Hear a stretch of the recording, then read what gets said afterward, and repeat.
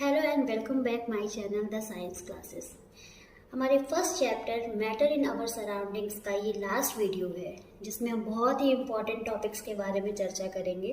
तो आज का जो टॉपिक है वो है पहला तो टेम्परेचर, दूसरा इवेपोरेशन और कुछ न्यूमेरिकल सॉल्व करेंगे और जो कुछ इम्पॉर्टेंट एक्सरसाइज है वो हम इस वीडियोज़ में देखेंगे। तो चलिए डिस्कस करते हैं टेम्परेचर के बारे में। What is temperature? क्या है टेम्परेचर? तो temperature is a physical quantity that express quantitatively the attribute of hotness and coldness. It measures with a thermometer and also it reflects the kinetic energy of the vibrating and colloidal particles made up of substance. कहने का तात्पर्य क्या है, जो temperature है वो किसी भी बॉडी के हॉटनेस और कोल्डनेस के मात्रात्मक गुण को प्रदर्शित करता है। ठीक है, और क्या करता है टेम्परेचर? जो वाइब्रेटिंग और कोलाइडल पार्टिकल्स होते हैं उनकी काइनेटिक एनर्जी को क्या करता है? इंक्रीज करता है। तो हम टेम्परेचर को किससे मेजर करते हैं? थर्मामीटर से मेजर करते हैं। ठीक है, तो थर्मामीटर तो सबके घर में अवेलेबल होगा, आप सबने देखा ही होगा। तो थर्मामीटर क्या है? टेम्परेचर को मापने की एक इंस्ट्रूमेंट है ना। टेम्परेचर उससे चेक किया जाता है। तो अब यूनिट के बारे में बात करेंगे। टेम्परेचर की एसआई यूनिट होती है केल्विन। ठीक है, और डिग्री सेंटीग्रेड और डिग्री फ़ारेनहाइट इसकी अदर यूनिट होती है। तो हम केल्विन, डिग्री सेंटीग्रेड और डिग्री फ़ारेनहाइट को टेबल बना के अलग अलग इसकी स्टडी करते हैं। केल्विन और डिग्री सेंटीग्रेड और फ़ारेनहाइट मतलब तीनों यूनिट जो होती हैं उनको हम इंटरचेंज कर सकते हैं यूनिट को। तो अगर केल्विन का फॉर्मूला हम देखते हैं, डिग्री सेंटीग्रेड प्लस 273.15 होता है। तो हम अभी इसको सॉल्व करने के लिए, न्यूमेरिकल सॉल्व करने के लिए 1.15 को कंसीडर यहाँ पे नहीं कर रहे हैं। ठीक है, तो अगर हमको जो टेम्परेचर है डिग्री सेंटीग्रेड में दिया गया है, अगर कोई टेम्परेचर हमें डिग्री सेंटीग्रेड में दिया गया है उसको केल्विन में चेंज करना है, तो कौन सा फॉर्मूला लगेगा? Kelvin equal two degree Celsius plus 273। तो हाँ, सपोज कि टेम्परेचर दिया है 30 डिग्री सेंटीग्रेड, तो 30 यहाँ पुट करेंगे प्लस 273 केल्विन, तो क्या मिल जाएगा हमें? 303 केल्विन। अगर डिग्री सेंटीग्रेड में दिया हुआ है तो इस फॉर्मूले में हम उसकी वैल्यू रखेंगे और हमको टेम्परेचर केल्विन में मिल जाएगा। फिर नेक्स्ट है, अगर केल्विन में कोई टेम्परेचर दिया हुआ है उसको डिग्री सेंटीग्रेड में चेंज करना है, तो हम यहाँ पे केल्विन की वैल्यू रखेंगे और डिग्री सेंटीग्रेड में वो चेंज हो जाएगा। जैसे डिग्री सेंटीग्रेड ये और केल्विन में क्या दिया हुआ है, मानो 349 माइनस 273, तो डिग्री सेंटीग्रेड में क्या इसकी वैल्यू आएगी? 276 डिग्री सेंटीग्रेड। सेम इसी तरह है डिग्री फ़ारेनहाइट। तो डिग्री फ़ारेनहाइट का फॉर्मूला क्या होता है? 9/5 इंटू डिग्री सेंटीग्रेड प्लस 32। तो अगर अगर टेम्परेचर डिग्री सेंटीग्रेड में दिया हुआ है तो हम फ़ारेनहाइट का ये फॉर्मूला रख करके उस टेम्परेचर को फ़ारेनहाइट में चेंज कर लेंगे। तो सपोज़ कि डिग्री सेंटीग्रेड में आप कोई भी टेम्परेचर, जैसे फ़ारेनहाइट में अपन को डिग्री सेंटीग्रेड को फ़ारेनहाइट में चेंज करना है और डिग्री सेंटीग्रेड में की वैल्यू दी हुई है 140 दी हुई है। ठीक है, तो हम ये 140 डिग्री सेंटीग्रेड को डिग्री सेंटीग्रेड पे रखेंगे और डिग्री फ़ारेनहाइट का फॉर्मूला लगा देंगे। तो क्या आएगा? 9/5 इंटू, दिख नहीं रहा है क्या है, तो यहाँ पे फॉर्मूला आएगा 9/5 इंटू 140 प्लस 32। अब आप इसको आगे सॉल्व करेंगे तो आपका आंसर आएगा 237.2। ठीक है, और सेम यही चीज़ अगर हमको डिग्री फ़ारेनहाइट की वैल्यू दी रहेगी और डिग्री सेंटीग्रेड में लेना है तो डिग्री फ़ारेनहाइट के नीचे हम उसकी वैल्यू पुट करेंगे और ये फॉर्मूला अप्लाई करेंगे और हमको ये आंसर मिल जाएगा, रिजल्ट मिल जाएगा। मेरी वीडियो में ये क्लियरिटी नहीं आ रही है लिखने से, इसको मैं इम्प्रूव करूँगी। अभी फ़िलहाल जो मैं लिख रही हूँ बोल भी रही हूँ, तो वो शायद आपका क्लियर हो रहा होगा। ठीक, तो ये बहुत ही इम्पॉर्टेंट है। इनके फॉर्मूला अगर आपको बनने लग जाए, फॉर्मूला पे अगर ध्यान देंगे तो आप कोई भी वैल्यू पुट करके यूनिट को इंटरचेंज कर सकते हैं। ठीक है, इससे रिलेटेड आपके एक्सरसाइज में आपके टेक्स्ट बुक में कई एक्सरसाइज हैं जिसकी प्रैक्टिस आप इन फॉर्मूला के थ्रू कर सकते हैं। नेक्स्ट और लास्ट टॉपिक है आपका इवेपोरेशन।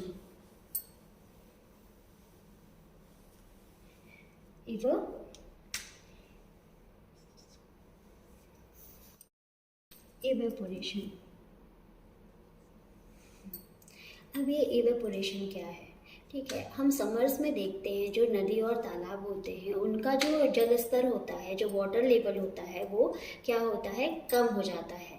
तो वाटर लेवल कम होने का क्या रीज़न है? टेम्परेचर। ठीक है, तो टेम्परेचर इंक्रीज हुआ तो वाटर लेवल कम हुआ। लेकिन हम जनरली क्या समझते हैं कि वाटर के जो बॉयल होने का टेम्परेचर होता है वो 100 डिग्री सेंटीग्रेड होता है ना, कि 100 डिग्री सेंटीग्रेड पर वाटर जो होता है वो उबलना चालू होता है, स्टार्ट होता है और फिर वो वेपर में चेंज होने लगता है। तो क्या टेम्परेचर जो होता है समर्स में वो 100 डिग्री सेंटीग्रेड तक पहुंच जाता है? इतना तो पॉसिबल है नहीं। तो फिर कैसे जो वाटर लेवल होता है वो कम होता है और इवेपोरेशन की प्रोसेस होती है? तो ये क्वेश्चन अराइज होता है। तो इसको समझने के लिए हम सबसे पहले समझते हैं इवेपोरेशन होता क्या है। तो evaporation is a surface phenomena in which liquid convert into vapour at any temperature below it's boiling point. Means जो इवेपोरेशन होता है वो एक सरफेस फिनोमिना है, लिक्विड के सरफेस पे होती है, लेकिन कब होती है? उसके बॉइलिंग पॉइंट, जब टेम्परेचर उसके बॉइलिंग पॉइंट से नीचे होता है। जैसे कि आप देखते हैं कि गर्मियों में नॉर्मल टेम्परेचर 45 डिग्री सेंटीग्रेड ही बहुत होता है। तो ये 45 डिग्री सेंटीग्रेड पर ही होने वाली प्रोसेस है, मतलब आपके बॉइलिंग पॉइंट से कम टेम्परेचर पे होने वाली प्रोसेस होती है इवेपोरेशन। क्यों, कैसे हो जाती है? क्योंकि जो जो लिक्विड अगर हम किसी ग्लास में लेते हैं और उनमें जो बहुत सारे पार्टिकल्स होते हैं, तो जो पार्टिकल्स होते हैं उनकी जो एनर्जी होती है सबकी डिफरेंट होती है। कुछ की काइनेटिक एनर्जी ज़्यादा होती है, कुछ की कम होती है। तो जिनकी ज़्यादा होती है वो थोड़े से ही टेम्परेचर देने पर मूव करना शुरू कर देते हैं। तो इवेपोरेशन की प्रोसेस क्या होती है? स्टार्ट हो जाती है और वाटर लेवल क्या होता है? वो डाउन हो जाता है। तो यहाँ से हमने क्या समझा कि इवेपोरेशन क्या होता है? यह एक सरफेस फिनोमिना, मतलब ये सतह पे होती है। अगर क्वेश्चन आता है कि इवेपोरेशन कहाँ पर होने वाली प्रोसेस है वाटर के लेवल पे, तो ये सरफेस पे होने वाली प्रोसेस है। ठीक है, अब ये किन किन फैक्टर्स पे डिपेंड करती है? इवेपोरेशन की जो प्रोसेस होती है वो किन किन फैक्टर्स पे डिपेंड करती है? तो पहला है नेचर ऑफ लिक्विड। तो लिक्विड का नेचर कैसा है? अगर हम दो लिक्विड लेते हैं, एक ईथर लेते हैं और एक वाटर लेते हैं, ठीक है, तो ईथर का जो बॉइलिंग पॉइंट है वो 34.6 होता है और वाटर का 100 डिग्री सेंटीग्रेड। तो इवेपोरेशन किसका जल्दी होगा? हीट देने पे ईथर का होगा। मीन्स बॉइलिंग पॉइंट जितना कम, इवेपोरेशन उतना ज़्यादा। जिसका बॉइलिंग पॉइंट कम होगा उसका इवेपोरेशन जो होगा वो ईजिली होगा। ठीक है, तो पहला क्या है? Nature of liquid. ये डिपेंड करता है लिक्विड के नेचर पे कि इसका बॉइलिंग पॉइंट कितना है। ओके, सेकेंड है टेम्परेचर।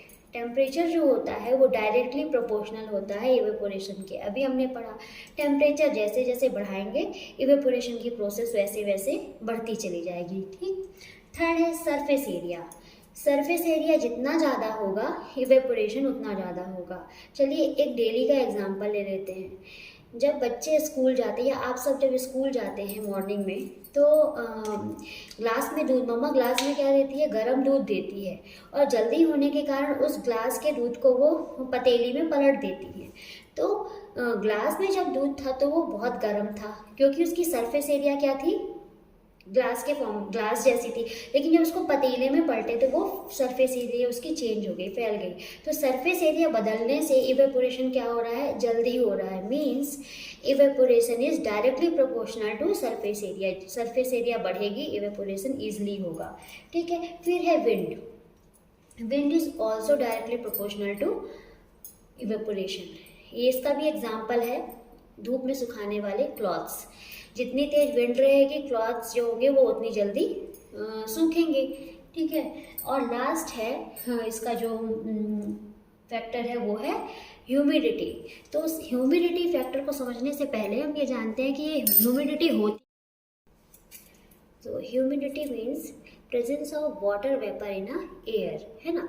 एयर में वाटर के पार्टिकल्स का पाया जाना ही ह्यूमिडिटी होता है। जैसे बारिश के मौसम में हमारे फेस में चिपचिपाहट जो होती है वो ह्यूमिडिटी की वजह से ही होती है, मीन्स एयर में वाटर पार्टिकल्स मिल गए होते हैं। तो ये इवेपोरेशन को कैसे अफेक्ट करता है, जब ह्यूमिडिटी ज़्यादा होगी तो इवेपोरेशन कम होगा, और जब ह्यूमिडिटी कम होगी तो इवेपोरेशन ज़्यादा होगा। इसको हम एक सिंपल एग्जांपल से समझ सकते हैं कि समझिए कि रोड में दो गड्ढे हैं, दोनों में पानी भरा हुआ है। एक गड्ढे में पानी गर्मियों का है, गर्मियों में भरा हुआ है, और दूसरे गड्ढे में पानी बारिश के मौसम का है। तो आप खुद ही बताइए कि किस गड्ढे में पानी कौन सी सीज़न में कम हो जाएगा। तो जिसमें गर्मियों में पानी भरा हुआ है वो वाटर जो होगा वो जल्दी इवेपोरेट होगा कंपैरिजन टू बारिश के मौसम का। तो इस तरह से ह्यूमिडिटी जो होती है अगर ज़्यादा होगी तो इवेपोरेशन कम होगा, और ह्यूमिडिटी कम होगी तो इवेपोरेशन ज़्यादा होगा। ठीक है। फिर नेक्स्ट है इवेपोरेशन ऑलवेज कॉज कूलिंग। ठीक है, इवेपोरेशन ऑलवेज कॉल कूलिंग, मतलब इसके कहने का क्या है कि जब भी इवेपोरेशन होता है तो अपने सराउंडिंग में हल्की ठंडक वो देता है, हल्की ठंडक पहुंचाता है। मतलब वाटर जब भी वेपोराइज्ड होता है तो वो अपने सराउंडिंग से अपने ही फोर्स ऑफ अट्रैक्शन को ब्रेक करने के लिए एनर्जी लेता है। ठीक है, वाटर पार्टिकल्स अपने फोर्स ऑफ अट्रैक्शन को ब्रेक करने के लिए एनर्जी लेते हैं, और जैसे ही ये वेपोराइज्ड होते हैं और एनर्जी सराउंडिंग से ले लेते हैं तो जो सराउंडिंग में हीट का लॉस होता है, और हीट लॉस होने के कारण वहाँ टेम्परेचर कम हो जाता है और हमें ठंडक महसूस होती है। जैसे हम कोई पेट्रोल हाथ में अपनी हथेली में लेते हैं तो पेट्रोल जब वेपोराइज्ड हो जाता है तो हमारी हथेली में ठंडक सी महसूस होती है। ठीक है, तो इवेपोरेशन के बाद हल्की हमें ठंडक महसूस होती है। तो अभी तक हमने इवेपोरेशन में ये सारी चीज़ें पढ़ी। एक चीज़ और रह गई थी, मैटर की मुख्यतः 3 स्टेट हमने पढ़ी, सॉलिड, लिक्विड और गैस। इसकी 2 और स्टेट हैं जो कि हैं प्लाज्मा और BOA, बोस आइंस्टाइन कंडेंसन। ठीक है, बोस आइंस्टाइन। तो प्लाज्मा स्टेट जो है उसको विलियम कुक्स ने दिया था 22 अगस्त 1879 में, 1879 में। क्या बताया उन्होंने कि प्लाज्मा में जो पार्टिकल्स होते हैं वो बहुत हाई एनर्जेटिक पार्टिकल्स होते हैं। मतलब किसी गैस में इतने हाई एनर्जेटिक पार्टिकल्स हों कि उनको बहुत ज़्यादा टेम्परेचर देने की आवश्यकता हो। जब बहुत ज़्यादा टेम्परेचर दिया जाएगा वो तभी मूव कर पाएंगे, जो कि प्रैक्टिकली पॉसिबल नहीं है। तो ये प्रैक्टिकली ये स्टेट यहाँ नहीं पाई जाती। सन में जो हाइड्रोजन और हीलियम गैस पाई जाती हैं उनका जो संलयन होता है, मीन्स वहाँ हाइड्रोजन और हीलियम गैस के जो पार्टिकल्स होते हैं वो इतने हाई एनर्जेटिक हो जाते हैं उसकी हीट लेकर के कि वहाँ प्लाज्मा स्टेट का फॉर्मेशन हो जाता है। और सेकंड है BEC, ये जो स्टेट होती है ये एकदम प्लाज्मा के अपोजिट होती है। मीन्स उसमें जितना ज़्यादा टेम्परेचर देने की आवश्यकता हो रही थी इसको उतना ही बहुत ही लो टेम्परेचर की ज़रूरत होती है। ये स्टेट एकदम से लो टेम्परेचर में काम आती है। तो यहाँ से आपका ये चैप्टर फर्स्ट कंप्लीट होता है। इस चैप्टर से रिलेटेड जितने भी क्वेश्चन हैं उनके आंसर आपको, अगर आपने मेरे वीडियोस के सारे पार्ट देखे हैं तो उसी में मिल जाएंगे। तो आप सारे पार्ट्स को अच्छे से देखिए, स्टडी करिए, और फिर एक्सरसाइज आप खुद करने की कोशिश करिए। तो अब मैं अपने चैनल में चैप्टर सेकंड लेकर के नेक्स्ट वीडियो में आती हूँ। मेरा ये वीडियो अगर आपको अच्छा लगा हो तो लाइक करें, सब्सक्राइब करें और ज़रूरतमंदों को शेयर करें। Thank you.